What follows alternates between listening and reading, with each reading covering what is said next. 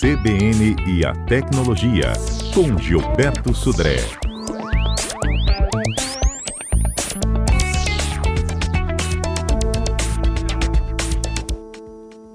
Ei, Gilberto, bom dia. Bom dia, Fernanda. Bom dia, ouvintes da CBN.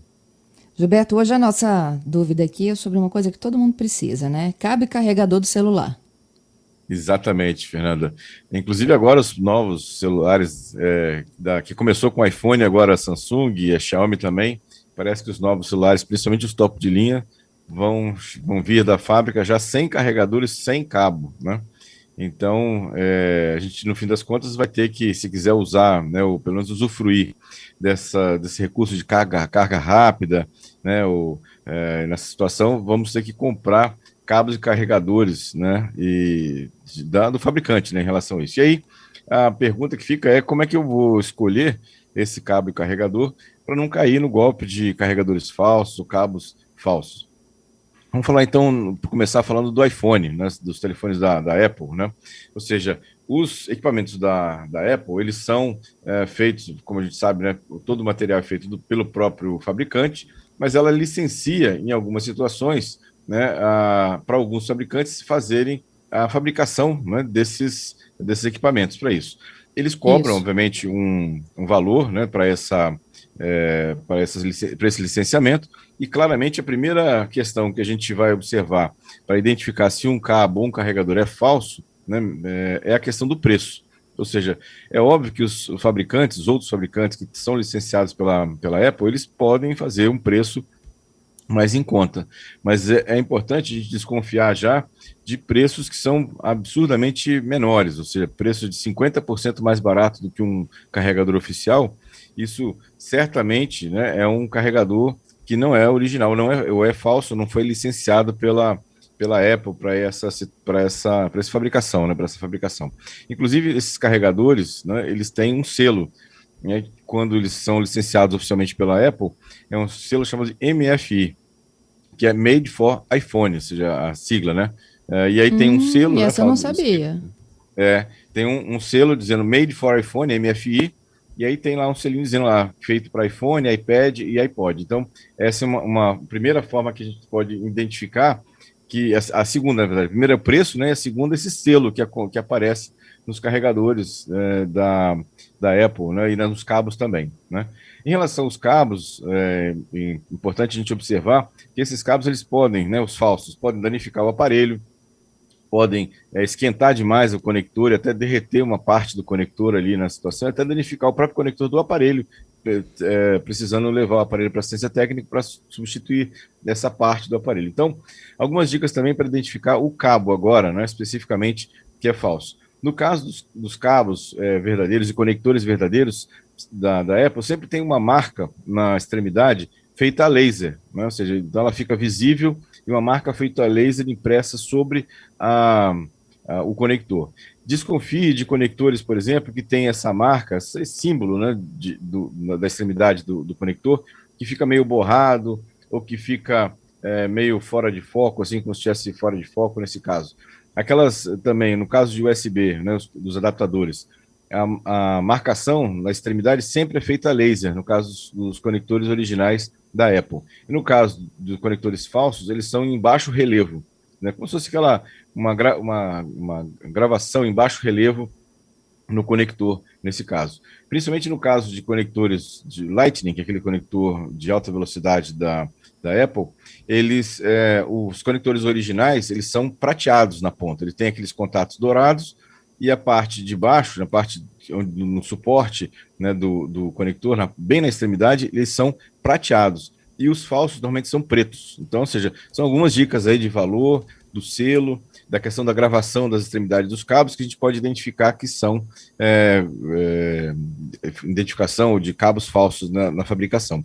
No caso de Android, falando agora de Android especificamente, a situação é um pouco mais difícil, porque como não tem essa gravação ou esse tipo de licenciamento que os fabricantes de Android fazem em relação aos seus produtos, até porque são vários fabricantes diferentes, né, que tem a situação, a recomendação no caso de Android é sempre observar a questão da marca do fabricante e o local onde você está comprando, né? Ou seja, tem um local que use, né, ou compre num local que você tenha pelo menos a confiança que seja uma loja séria, que tenha algum tipo até de retorno, caso tenha algum problema, você tenha como recorrer à loja para poder reclamar ou fazer algum tipo de troca, né, do cabo ou do conector que você comprou. Então, essa é importante, é um mercado grande, é um mercado que tem a tendência de crescer, inclusive, porque agora os celulares a tendência é que não venham mais com carregadores, e a gente tem que tomar cuidado, porque carregadores e cabos, né, falsificados acabam podendo danificar o seu aparelho, né, e aí tem que levar para manutenção, e tem todo aquele transtorno, né, de assistência técnica e tudo mais. Você ficar sem o aparelho durante um período de tempo, então essa é uma questão importante que a gente tem que observar na compra de cabos e carregadores de celular. Entendido. Agora, quando a gente compra para a internet, a gente tem poucas chances de identificar isso tudo, né, Gilberto? Exatamente. Nesse caso, Fernanda, o único recurso que a gente tem comprando cabos e conectores pela internet é a loja, né? Você tem uma loja que você, caso tenha algum tipo de problema com o acessório, que você possa recorrer, né, à loja solicitando a troca ou até devolução do dinheiro, porque não é um equipamento original ou oficial, pelo menos licenciado. No caso da Apple, existem materiais bons que não são exatamente feitos pela Apple, mas que são licenciados pela Apple e seguem todo um padrão de fabricação e teste, né? Então, ou seja, são aparelhos, são acessórios também equivalentes ao da Apple, um pouco mais baratos, mas não são nada tipo 50% mais baratos. Aí você já pode desconfiar do equipamento. Tá certo. Bom, eu queria entender o porquê que, por exemplo, né, voltando aqui no caso do iPhone, os modelos oficiais, eles são muito caros, né? E depois a gente vem com um escalonamento aí de preços, daquele que você citou, né, do mais barato a um preço intermediário. E aí, como é que a gente faz essa triagem, lógico, olhando aquilo tudo que você me disse, né? Do selinho, da certificação, da cor, se é prateada, se é preto, assim, tem preços diferentes no mercado. Como é que a gente decide ali qual é o menos pior, então, já que não é o original? Então, a minha sugestão, Fernanda, assim, que você, quem está precisando comprar um aparelho, né, um acessório desse, um cabo ou um carregador, que verifique o preço do original. Ou seja, então o preço original lá tem um valor X, né? Se você acha que está caro e não vai comprar o preço do original, pode procurar os licenciados, por exemplo, no caso da Apple, os licenciados. E aí eu imagino que o preço seja alguma coisa mais barata, em torno de 20%, 30%, até 40%, né? Ou seja, no extremo, né? 40% de abaixo, até acho muito 40%, mas porque o licenciamento também é caro, que a Apple cobra dos fabricantes. Menos do que 30%, eu já desconfiaria, né, de uma diferença de preço em relação ao original. Ou seja, o original tem lá um preço X e os licenciados têm 30% mais barato. Já é uma margem bastante razoável. Menos do que isso, eu desconfiaria nessa situação. A mesma coisa vale para os Androids também. Ou seja, eu tenho lá o carregador oficial, que eu vi na loja lá do fabricante, qual seja a loja do fabricante, e vi um alternativo, né? Ou seja, um outro carregador e cabo, né, fornecido. A faixa de desconto é basicamente essa também, em torno de 30%. Mais do que isso, eu desconfiaria da qualidade do produto que eu estou comprando. Entendido. Bom, eu tenho aqui já algumas perguntas dos nossos ouvintes, né? O Gabriel, ele fala do debate que tem, inclusive, com o IDEC no Brasil, né? Qual a justificativa para os celulares hoje virem desacompanhados de seus respectivos carregadores? O que os fabricantes alegam é que quem compra celular hoje já teve um celular no passado, então ele vai reaproveitar, né, esses carregadores antigos nos aparelhos novos. Eu, pessoalmente, não acho essa desculpa, vamos chamar assim, uma desculpa plausível, porque, inclusive, né, muitos carregadores de aparelhos antigos, né, quando você usa um aparelho novo, ele até carrega o aparelho novo, só que ele não carrega com os recursos novos de carga rápida, né? Então, ou seja, é uma situação estranha. Ou seja, você já tem um carregador, ok, mas o meu carregador é antigo, de um modelo antigo que eu comprei há 3 anos atrás, com um modelo antigo do aparelho, e se eu usar um aparelho novo, ele até vai carregar de uma forma mais lenta, não vou usufruir dos recursos que eu comprei. Eu paguei por um aparelho novo, caro, né? Só que eu não vou ter a vantagem, né, de ter pago, né, o aparelho mais caro nessa questão de carga, por exemplo, mais rápida. Só um carregador mais novo, né, mais moderno, que teria, ou que poderia fornecer esse recurso de carga rápida. Então, assim, uma situação muito estranha. O fabricante também ele alega que esses carregadores mais novos, né, eles seriam e fariam os mais antigos sendo jogados fora e tem um impacto ambiental também. O que, de qualquer forma, se eu for comprar um aparelho novo, não um carregador novo, se o meu celular não veio, eu comprei um carregador novo, eu vou jogar o anterior talvez fora, eu vou doar. Então, ou seja, os motivos não são plausíveis. Na verdade, o que o fabricante quer é economizar dinheiro, não fornecer. O preço do celular continua caro, ele tirou o carregador, né, e não deu desconto nenhum. Basicamente, essa é a situação. Entendido. Temos outra aqui, participação. Bom, o Giovanni, ele está me contando sobre a voltagem. Ele disse que ele observa a voltagem e amperagem de saída do carregador e ele vem percebendo também que os carregadores de smartphone possuem uma amperagem mais baixa que a de tablet.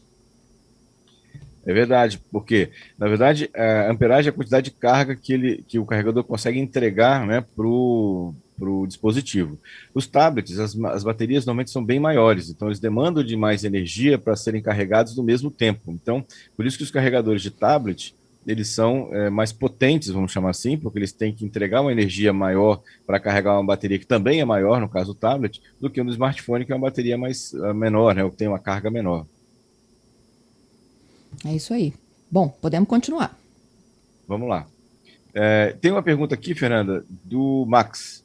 Ele pergunta se ele é fã da Motorola, gostaria de saber se eu já testei, né, o Moto G100 e se vale a pena gastar uma grana para comprar esse celular, né? Ele diz que tem um Moto G8 Power. Muito bem, Max. Olha só, eu não testei o aparelho não, o Moto G100, mas tem alguns sites internacionais que fizeram teste no Moto G100 e deram alguns pareceres sobre isso. O Moto G100 é um aparelho que tem uma bateria bastante grande, em torno de 5.000 mAh. Então, em relação à bateria, ele é bem provido de bateria, né, de autonomia de bateria. Mas, mais ou menos uma unanimidade entre os sites que eu, pelo menos, consultei em relação ao Moto G100, eles acham que o custo-benefício é bem ruim desse aparelho, ou seja, o que ele oferece de vantagens de hardware, né, principalmente de hardware e de desempenho, não vale a pena em relação ao preço que você paga pelo aparelho. A tela é boa, né, a câmera é muito boa, mas o desempenho geral do aparelho, principalmente a parte de performance, não é muito bom. Como você diz aqui que tem um Moto G8 Power, e esse aparelho eu testei, é um aparelho excelente. Eu pessoalmente, minha sugestão é não compensa trocar por um Moto G100 se você tem um Moto G8 Power, que está muito bem servido de aparelho, viu? Excelente. Agora vamos para os destaques que já começam a marcar aqui a nossa semana. 10h57. Viralizou. Conta pra gente, Gilberto. Muito bem, Fernando. A gente falou na semana passada que a LG vai abandonar, né, vai sair do mercado de fabricação de celulares. De televisão. Né? E aí, de celular, perdão, né? Isso. É isso aí. E aí a pergunta que fica é como é que ficam os usuários que já têm o aparelho em relação às atualizações. Não tem nenhuma posição oficial em relação ao Brasil dos aparelhos, mas a gente teve essa semana a publicação de uma revista alemã falando de alguns modelos que ainda vão receber atualização do Android, né, aparelhos da LG que vão receber a atualização do Android até o próximo mês, né, próximo mês de maio, né, para isso. Mas são aparelhos, todos eles, né, aparelhos topo de linha. Então quer dizer que os aparelhos de intermediários ou de entrada, né, da LG provavelmente não vão receber mais atualizações do Android em relação a isso. Então, essa é uma má notícia para quem tem aparelhos LG, né, nesse caso. Inclusive, estão vendendo ainda aparelhos LG até o final do estoque, né, nessa situação. Outra notícia que me chamou a atenção essa semana foi que os brasileiros que foram vítimas de ransomware pagaram os resgate valores bastante altos de resgate, né, no ano de 2020, mas a grande maioria deles, né, não recebeu, né, o retorno da senha. Então, na verdade, praticamente, segundo aqui a estatística que foi feita pela Kaspersky, 56% das vítimas de ransomware pagaram resgate. Infelizmente, pagaram o resgate lá para tentar ter de volta a senha para descriptografar os seus arquivos. Mas só 16% de quem pagou o resgate realmente teve de volta a sua senha. O que quer dizer que é um mau negócio você pagar o resgate, né, quando você é vítima de ransomware. Qual é a melhor solução para você evitar, ou pelo menos não ter impacto em relação a ataques de ransomware? Backup. Se você tem um backup, você tá de alguma maneira, né, imune aos efeitos do ransomware. Ou seja, você pode até ser infectado, mas você volta ao seu backup, está tudo funcionando corretamente. E a última notícia, que no finzinho da semana passada, o Brasil fez a primeira videochamada usando o 5G, né? Ou seja, foi o primeiro país na América Latina a usar, né, o 5G puro já num ambiente de teste aqui no Brasil. Então, temos aí uma boa notícia em relação ao 5G, né, que está efetivamente chegando, né, ao Brasil. É isso. Te agradeço, Gilberto. Até a próxima sexta, hein?